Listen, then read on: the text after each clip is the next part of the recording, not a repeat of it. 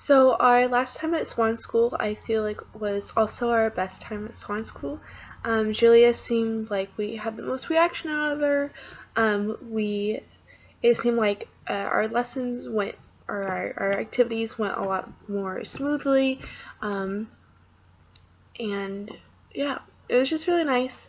We did a lot more. We just naturally kind of joined together, all of us in the room, which was really nice, and Julia seemed to really enjoy it. I think it was because, she was singing along or, listening along with her peers, instead of, just two strangers kind of gathering around. And I think she liked feeling like she was part of something a little bit bigger. So yeah, it was really nice. She seemed to really like the Christmas songs that we sang with her.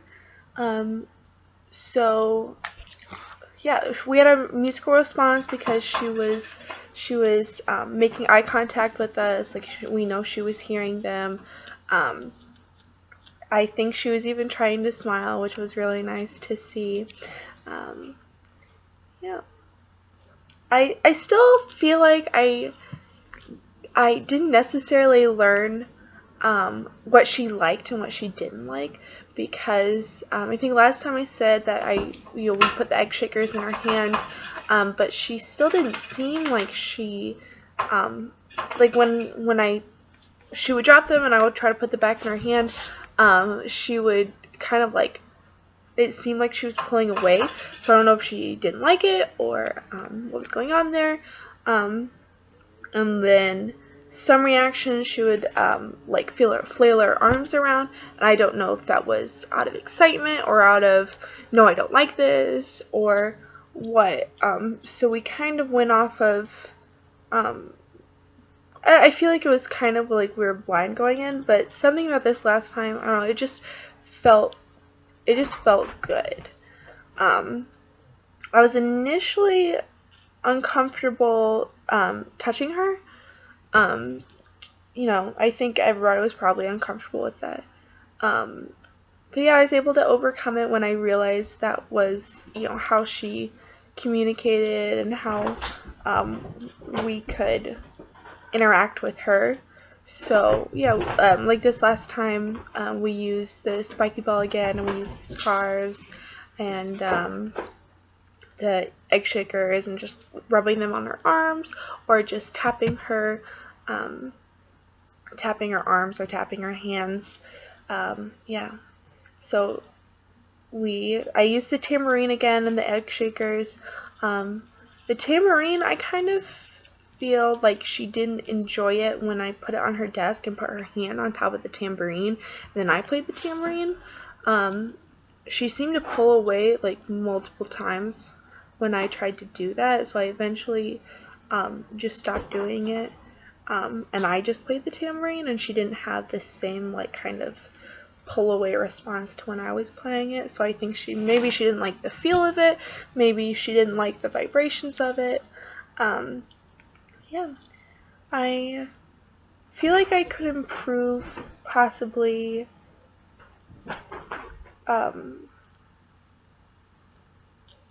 just,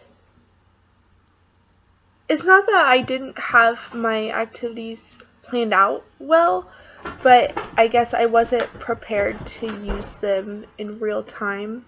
And it was kind of, I feel like when we would change activities, it was kind of clumsy. And maybe I just was feeling awkward that since Julia was nonverbal, I felt like she didn't really have a say in what we're going to do next. I would say like, oh, like, do you want to do this or this?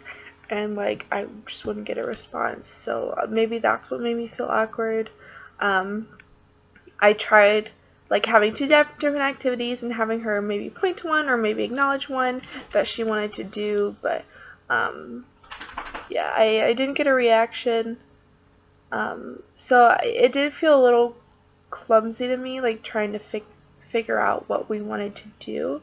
So if I could do it all over again, I think I would have like more varied activities. A lot of our activities seem to revolve around singing pop songs or like traditional songs. So I would like to vary it up a little bit to see if I do get maybe more of a reaction. Definitely the last day when we were singing Christmas songs all together was the most reaction we got out of her, and that was really nice to see.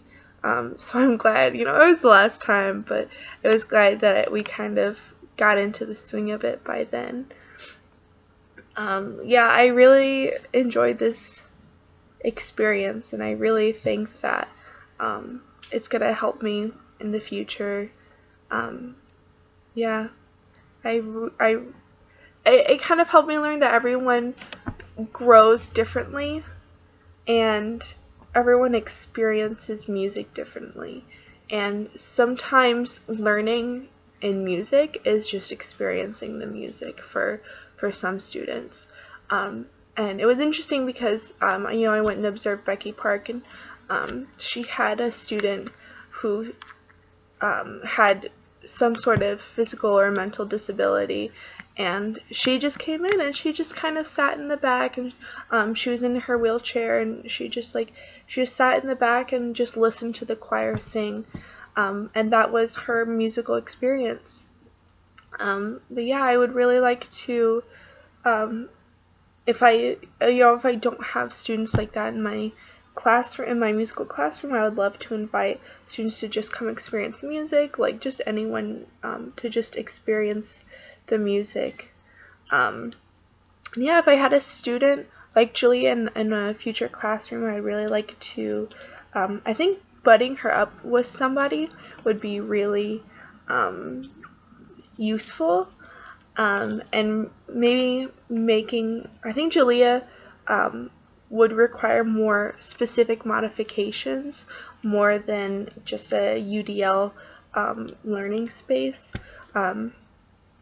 But yeah, I also learned that I would really like to be involved in the IEP meetings to find out more about my students and their specific needs, because what they need for math or just their general learning habitat is not the same as what they would need in a music classroom. But yeah, I feel really good after our last time together at Swann.